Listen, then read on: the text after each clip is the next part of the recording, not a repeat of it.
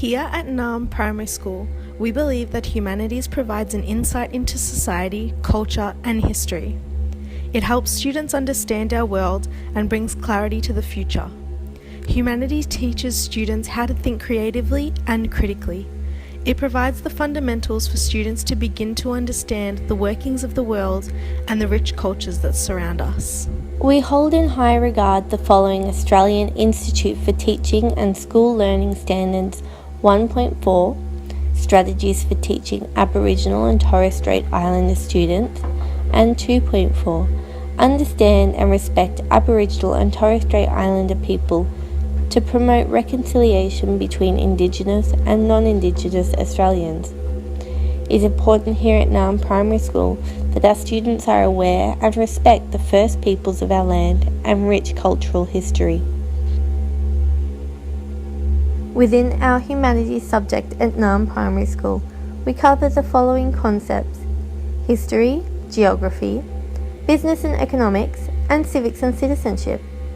Throughout these combined topics, it gives students an understanding of our world, culture, and society, in the past, present, and future. Throughout our history lessons, students develop historical understanding through key concepts such as sources, continuity, and change, cause and effect, perspectives, empathy, and significance. This will develop the skills in your student to compare and contrast the different experiences of different cultures and societies. They will also develop an understanding of key events and changes in groups of people, past and present. Geography at Naarm Primary School begins in foundation.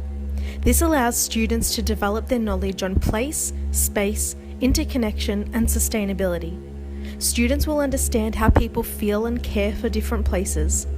Students' mental maps will further develop through learning about the representation of Australia and the location of Australia's neighbouring countries. Therefore, students will be able to answer questions on Australia's neighbouring countries, explain the countries' differences and similarities, and will be able to identify influences on sustainability.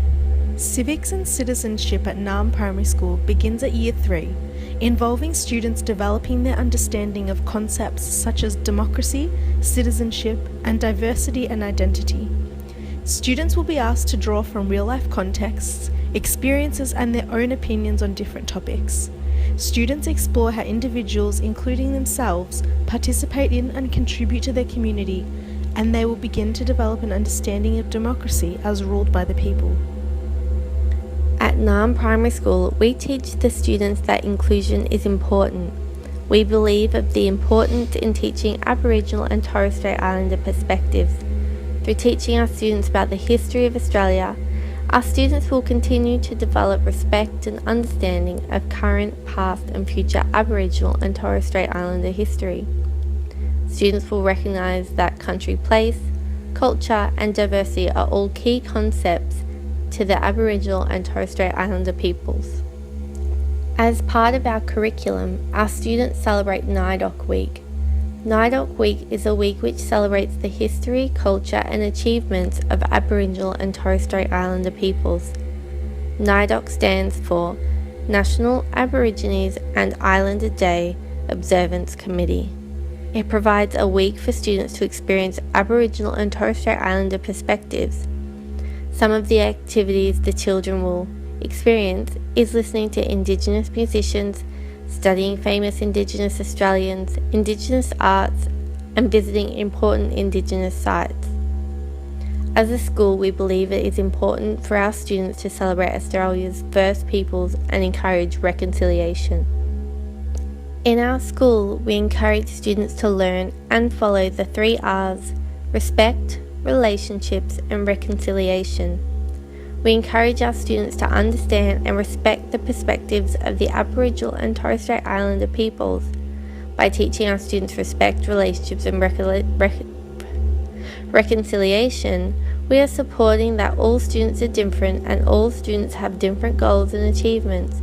We want our students to learn that all students will be included and respected with their own opinions, cultural beliefs, and views. Pedagogy is the science of teaching. It provides educators with the knowledge on how to best teach your students for the best outcomes. These are the pedagogical approaches we have employed in our classroom. We believe that great learning starts with a great foundation. This is why we follow Maslow's hierarchy of needs when teaching in our schools. We ensure that students have all their physiological needs met with clean water, full bellies, and fresh air. We ensure that students are safe within their classroom, physically and mentally. We make sure our students feel as if they belong and are loved within our school. We help students build their self-esteem, that they know that they are competent learners. Our final step is reaching self-actualization, which is maximising our students' potential. With this, we create driven and happy students. The 5E instructional model provides students with a lesson designed to intrigue and interest. The 5 E's stand for engage, explore, explain, elaborate, and evaluate. Engaging students into the lesson can begin with a question or activity about the concept. They are then given a chance to explore the concept. They can immerse themselves in it, giving them a chance to think and discuss with their peers. That's when they have a class discussion with their teacher. They discuss and explain the concept. Students then elaborate on the concept with an activity and then evaluate on their own work with a reflection. Inquiry-based learning is a constructivist approach to teaching and learning, where students are seen as learners who must be actively engaged in the learning process.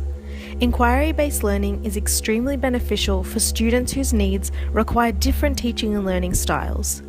Inquiry-based learning allows the students to experience their learning whilst also thinking critically about what they have been studying. Inquiry-based learning is a question-driven and open-ended process, which allows students to keep track of their own learning and also creates classroom discussion based around the strengths and weaknesses of the students. We believe that implementing an inquiry-based learning approach within our school will create critically thinking students who are developing their learning further through experience and meaning. Place-based learning or excursions are extremely beneficial to students as they give the freedom of exploring new places as well as allowing students to take control of their learning. Students will be taken on excursions that we as a school believe will benefit their learning and understanding of key principles and ideas specific to the topic they are currently studying, as well as providing teachers with a different teaching platform in which to conduct their lessons.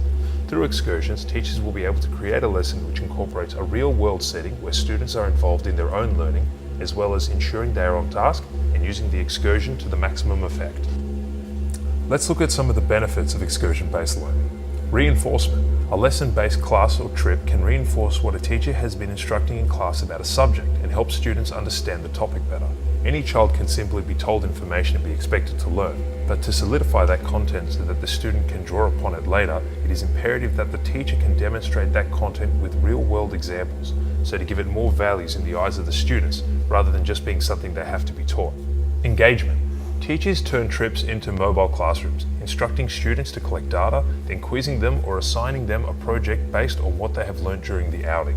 This also proves to become a very resourceful tool when assessing student engagement into content, as they then become able to create links from classroom-acquired learning with what they have seen on excursions, as well as being able to take back artifacts to assess in class.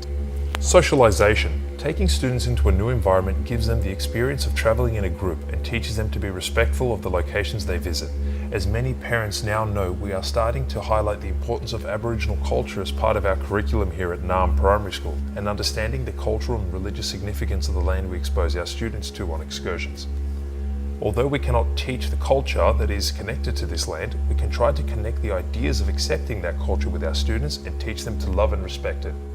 Exposure. Kids get to visit a place to which they have never been before. No student should ever be left behind when it comes to learning, regardless of their socio-economic situation or cultural background. Creating a lesson where students are able to go out into the real world to study instead of the confines of a generic classroom setting can prove advantageous to students who are less fortunate and don't normally have the opportunity to travel. And finally, curiosity. Some students do find it difficult to retain large amounts of content given to them inside the classroom setting, which is not at all unusual. However, we believe that using excursion-based learning can pique the interest in those students easily disengaged by the standard method of learning. allowing them to be able to freely move around an open area and discover things for themselves, which in turn helps them stay engaged while learning and aids in memory retention of all the content given to them throughout the year.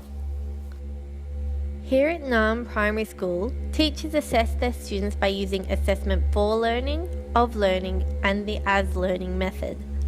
Assessment for learning is used to assess students' progress during a unit. An example of this is group discussions. These discussions help the educator to gain knowledge of what their students may not already know, and also what content needs to be clarified to aid progression. We also highly value prompt and detailed feedback from the classroom teacher. Assessment of learning, to measure and record a student's level of achievement in regards to specific learning aims. This can be shown within standardized tests. We also use that to help set goals for the students. And finally, assessment as learning is used to allow students the opportunity to use assessment to further their own learning. Examples of this are students writing in a journal or using various other reflection techniques. Another form of assessment we like to employ in our classroom is self and peer assessment. This allows students to reflect on their own work and identify areas of strength and need for improvement. These types of assessments are critical as they offer your student the chance to set their own personal goals and add weight to their own learning, and also encourage their peers to set goals.